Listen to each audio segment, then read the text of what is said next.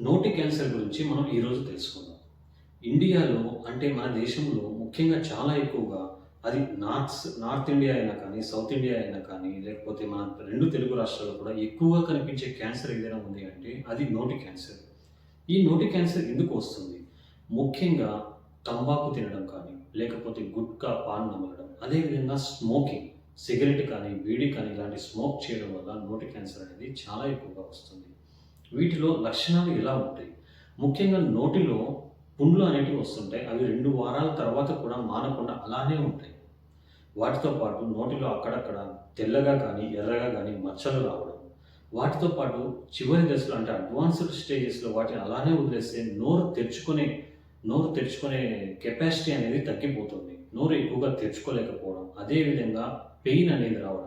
కొన్నిసార్లయితే bleeding ఆ పుండ్లు ఎక్కడైతే అవుతాయో అక్కడి నుంచి రక్తస్రావం అవ్వడం.